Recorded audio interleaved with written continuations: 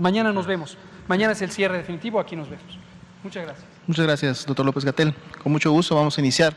el primero de los dos componentes de resumen, de revisión que tenemos programados para el día tanto de hoy como de mañana. Aquí podemos ver en esta diapositiva algo que de seguro ustedes identifican ya muy claramente, que es precisamente la curva epidémica, en este caso la de casos, que están representadas en las columnas superiores, las defunciones también que lamentablemente ocurrieron durante todo este tiempo en una dimensión mucho menor, están representadas en las columnas de color verde oscuro, y en la línea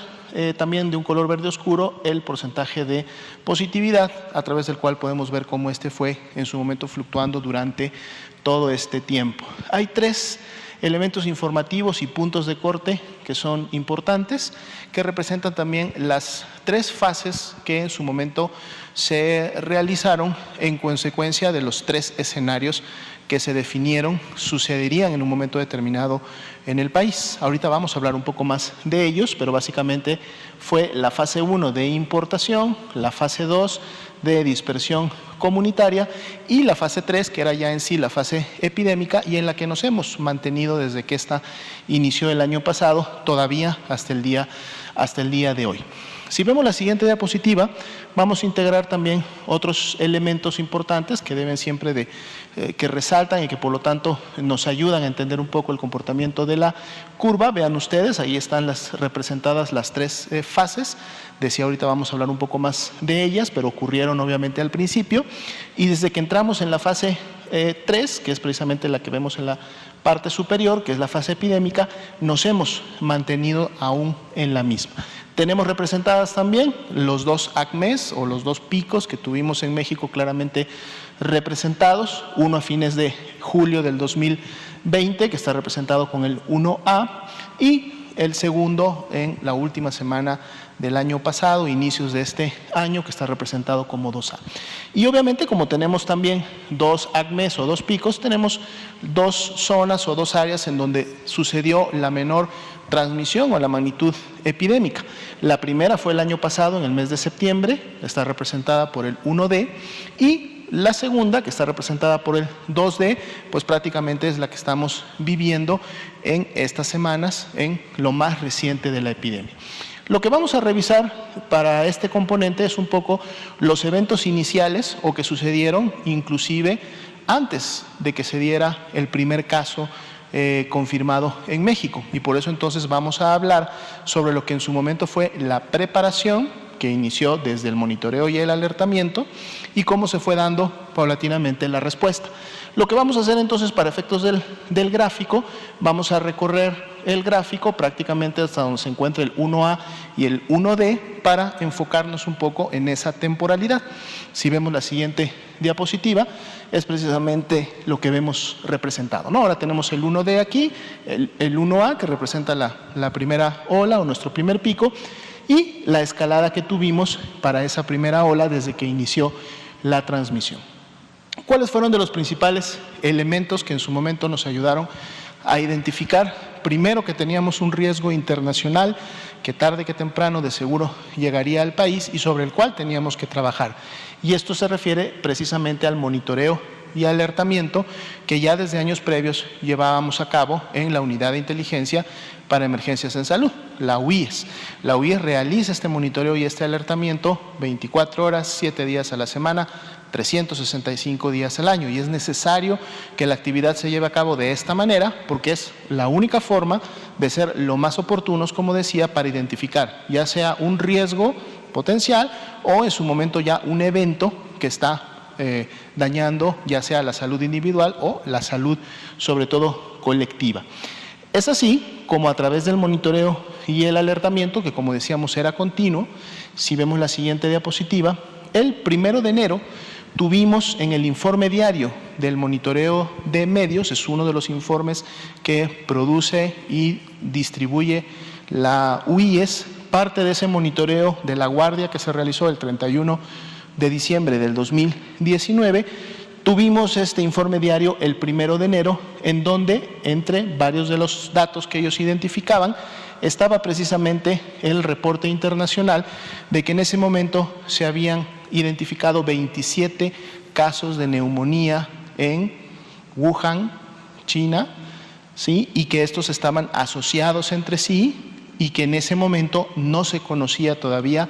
el agente infeccioso o el microorganismo que los estaba produciendo. Y esa fue la primera señal que desde el 1 de enero de este año tuvimos para efecto de empezar a dar un seguimiento puntual y entonces empezar a identificar cómo el riesgo tanto internacional y posteriormente ya nacional se iba incrementando para efectos de producirse una pandemia. El mismo producto obviamente sirve también para alertar, tiene niveles de alerta y en su momento los va marcando en función del análisis, pero también hay otros productos que en su momento nos sirven para alertar a toda la población. Si vemos la siguiente diapositiva, el primero de ellos se emitió, por ejemplo, el 21 de enero y era precisamente un aviso epidemiológico de casos asociados al nuevo coronavirus. Ya para ese entonces se había identificado y publicado a nivel internacional que estábamos ante la presencia de un nuevo virus que luego en el tiempo supimos que era SARS-CoV-2. Y a través de estos avisos epidemiológicos entonces se alertaba sobre la necesidad de realizar un monitoreo enfocado a una definición operacional, pero también alertar a la población en México que si tenían pensado viajar a ciertas regiones del mundo y sobre todo a ciertos países o sus localidades, pues estaban en riesgo de contagiarse de esta enfermedad. Y entonces se emitían toda una serie de recomendaciones de si no eran viajes esenciales o estos podían aplazarse, que se hiciera esta actividad, o si era un viaje pues obviamente esencial o que no podía postergarse, las principales actividades o acciones que podían llevar a cabo para tratar de evitar los contagios. Y luego estos avisos epidemiológicos se fueron actualizando mes con mes, semana con semana, en función precisamente de cómo estaba y cómo representaba este riesgo. Si vemos la siguiente diapositiva, tenemos que el 12 de enero, tan temprano como el 12 de enero, cuando todavía ni siquiera teníamos circulación del virus en el país, y eso es una de las características justo de la fase de preparación, es prepararse para lo que va a venir más adelante. Iniciamos precisamente con 3 fases del tema de preparación. Marcos de actuación, que en su momento era identificar todos aquellos marcos normativos, lineamientos, guías, protocolos, manuales, etcétera, que podían en este momento o en ese momento servir para organizar y coordinar la respuesta. Pero que a su vez también entonces, una vez identificados, nos permitirían en una fase 2 llevar a cabo diagnósticos y entonces saber en qué nivel de base nos encontrábamos como Sistema Nacional de Salud y por lo tanto nuestra capacidad de responder si era mala, era buena, estábamos más o menos. Pero entonces, ¿qué teníamos que hacer? ¿Qué teníamos que identificar para escalar, para desarrollar? ¿Qué nos hacía falta para estar listos para cuando en su momento el virus llegara al país y se presentaran los primeros casos, entonces pudiéramos dar la respuesta correspondiente? Y obviamente esto iba de la mano de la fase 3, en donde podríamos llevar a cabo ensayos, simulacros de lo que estábamos preparando y a la vez, a través de ellos, poder hacer evaluaciones y entonces emitir recomendaciones para poder mejorar todos estos marcos normativos. Un ejemplo de ello es precisamente en la siguiente diapositiva, que al encontrarnos ante un nuevo microorganismo que no había existido antes en el mundo, pues teníamos que desarrollar una prueba de laboratorio para poder identificar la presencia y por lo tanto la afectación en un individuo y posteriormente a través obviamente de la vigilancia epidemiológica poder identificar las afectaciones colectivas o que a la salud pública este nuevo virus estaría produciendo. Y es así como el 16 de enero, fíjense, en la primera quincena de enero, el Instituto de Diagnóstico y Referencia Epidemiológico había ya desarrollado la prueba confirmatoria para poder identificar la presencia del virus y por lo tanto estar listos para identificar el inicio de la fase 1, que en su momento sería la importación del mismo. Fuimos el primer país en Latinoamérica en desarrollar la prueba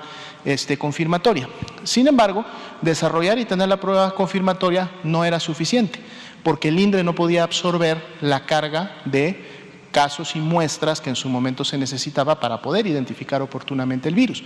Es por eso que durante las siguientes 4 semanas, si vemos la siguiente diapositiva, Se trabajó en capacitar y realizar la transferencia de insumos para la confirmación de casos a toda la red nacional de laboratorios de salud pública, porque entonces necesitábamos tener la capacidad de confirmar casos en lo local, en cada una de las 32 entidades federativas. Y el 18 de febrero es cuando las entidades federativas estuvieran listas y todas tenían la capacidad de llevar a cabo la prueba confirmatoria. Es por esa razón que el 27 de febrero,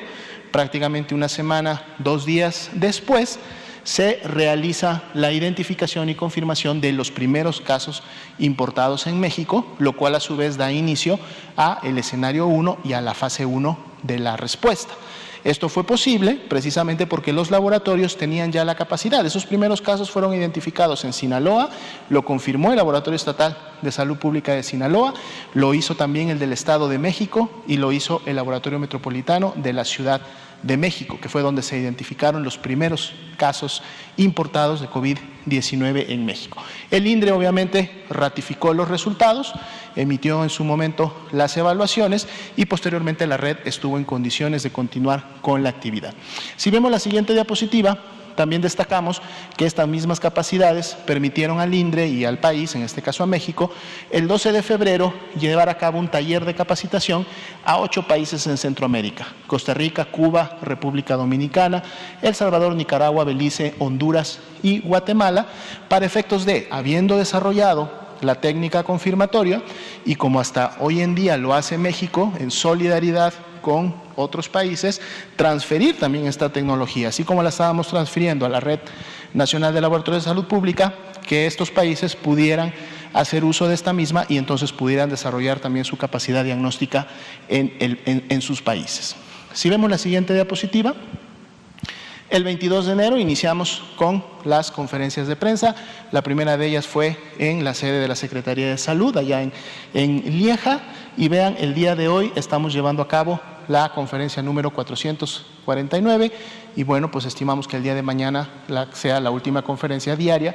la 450. Así también al día siguiente, el 23 de enero, se emitía el primer comunicado técnico con la información correspondiente y a partir de ese momento el comunicado se emitió diariamente hasta el que van a ver ustedes el día de hoy a las 8 de la noche, pero para el día de ayer llevábamos 503 comunicados técnicos emitidos en donde ustedes tienen acceso a mucha más información y más detallada y productos analíticos que obviamente los que presentamos por el tiempo aquí en la conferencia. Si vemos la siguiente diapositiva,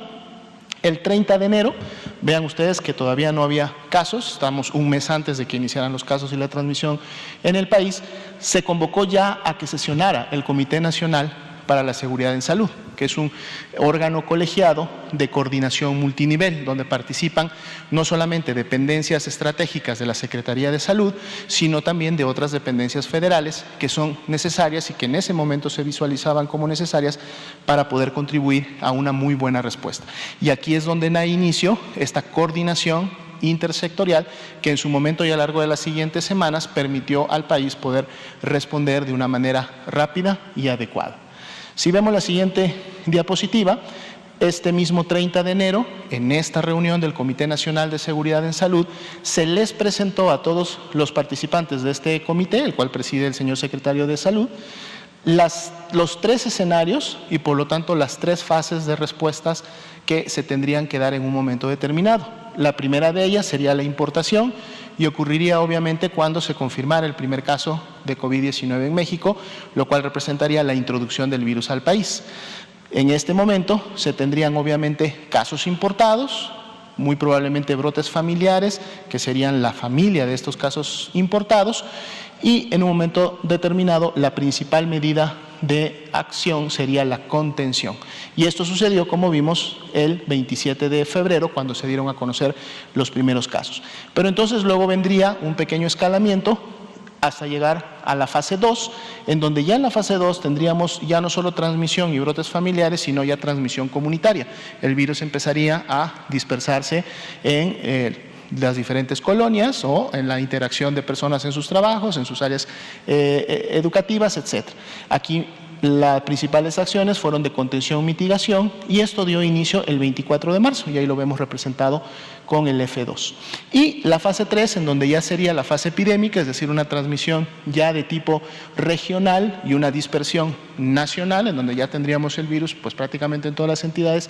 federativas. Seguiríamos con acciones de contención y mitigación, y esta dio inicio el 21 de abril, y ahí las pueden ustedes tener identificadas F1, F2 y F3 para cada una de estas fases. Importante solamente mencionar que cuando nosotros presentamos estos 3 escenarios y sus 3 fases fue el 30 de enero, es decir, todavía no habían ocurrido. Esto fue precisamente la proyección que era necesaria para que todo el sistema de salud empezara a generar las capacidades para cada una de las fases y entonces poder tener, decíamos, una respuesta adecuada. Si vemos la siguiente diapositiva, una de las primeras acciones que hizo el Comité de Seguridad Nacional en Salud fue mandatar que se instalara el Subcomité Técnico de Enfermedades Emergentes, el cual se llevó a cabo al día siguiente de la sesión del Comité Nacional de Seguridad y Salud, es decir, el 31 de enero, ya estábamos sesionando a través de una coordinación técnica interinstitucional, precisamente para poder llevar a cabo ahora sí toda la respuesta técnica, definir y llevar a cabo todos los lineamientos y lo que se iba a requerir para esta actividad, pero sobre todo la coordinación que tiene que ver con todo el sector salud, tanto con las instituciones, IMSS, ISSSTE, SEDENA, SEMAR, etcétera, como con las 32 entidades federativas, en donde recordemos que cada una de ellas tiene una autoridad sanitaria y opera el sistema de salud. Si vemos la siguiente, aquí en el seno de este subcomité técnico se activaron los principales componentes de acción que estuvieron operando y continúan operando hasta este momento para efectos de la respuesta: vigilancia epidemiológica, atención médica, promoción de la salud, sanidad internacional, el componente administrativo financiero para poder dar viabilidad de este tipo a las intervenciones, los equipos especiales de emergencia, la respuesta institucional, que era importante, así como el de investigación científica. Y durante todo este último año prácticamente y meses de la epidemia, ustedes han visto estos actores participando también en las conferencias, exponiendo diferentes productos y actividades que se llevaron a cabo. Y obviamente órganos que coordinan toda esta actividad, como son, además del subcomité técnico, el Comité Operativo de Emergencias, nuestro COE de Salud Pública, y la sala de crisis y la sala de situación, que son actividades del día a día. Si vemos la siguiente diapositiva, el Consejo de Salubridad General también tomó obviamente un papel importante como una de las máximas autoridades sanitarias en el país. El 23 de marzo, es decir, cuando empezábamos la fase 2, que era la comunitaria, cuando ya teníamos la presencia identificada del virus y por lo tanto su circulación, el 23 de marzo el Consejo de Salubridad General reconocía que la epidemia de enfermedad por SARS-CoV-2 en México era una enfermedad grave y que debería en su momento tener atención prioritaria. Días después reconocía y declaraba a la enfermedad generada por el virus SARS-CoV-2 como una emergencia sanitaria, lo cual activaba toda una serie de protocolos y acciones. Así también, días después, se daba el acuerdo por el cual se publicaban las medidas preventivas que ayudarían a la mitigación y al control de la epidemia. Pero estos fueron solamente 3 de 25 acuerdos que en un momento ustedes los pueden encontrar publicados en el Diario Oficial de la Federación y que obviamente dieron el marco legal para poder generar todas las acciones que en materia de respuesta se han realizado hasta el momento. Si vemos la siguiente, destacamos la participación del Sistema Nacional de Vigilancia Epidemiológica como uno de los elementos indispensables de la respuesta, es el que vamos a enfocar y cerramos prácticamente ya con estas dos últimas diapositivas.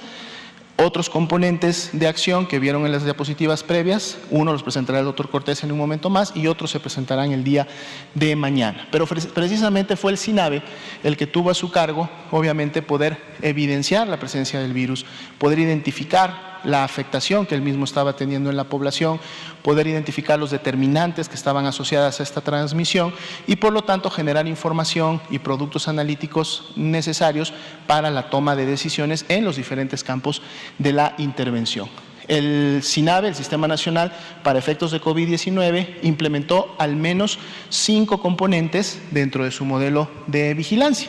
El primero de ellos a lo mejor fue el más difundido porque se habló mucho del famoso componente centinela. Hasta en un momento se pensaba que solamente se hacía vigilancia centinela en México, lo cual siempre fue incorrecto. Estos 5 componentes iniciaron desde el inicio de la transmisión en México y cada uno de ellos aportaba información y aportaba productos analíticos para los objetivos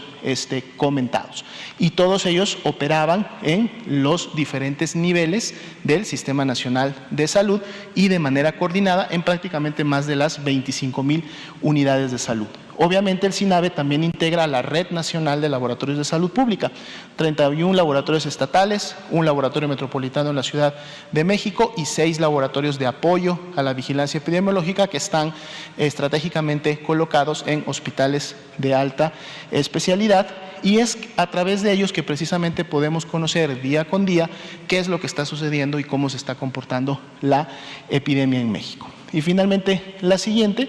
es que gracias a toda esta actividad, vamos a darle 2 más porque estas ya las vimos al principio. Una más. Perfecto. Gracias a esta actividad es que al día de hoy y al corte de hoy se han podido estudiar más de 7.189.826 personas en lo que va de la epidemia, siendo, para efectos de la vigilancia epidemiológica, históricamente nunca se ha estudiado una enfermedad de esta magnitud. Es la primera vez en México que el Sistema Nacional de Vigilancia Epidemiológica monitorea, detecta, clasifica, notifica, da seguimiento y clasifica finalmente a esta gran cantidad de personas. Y esto obviamente ha llevado también a generar bases de datos de tamaños que nunca antes en la historia de México se habían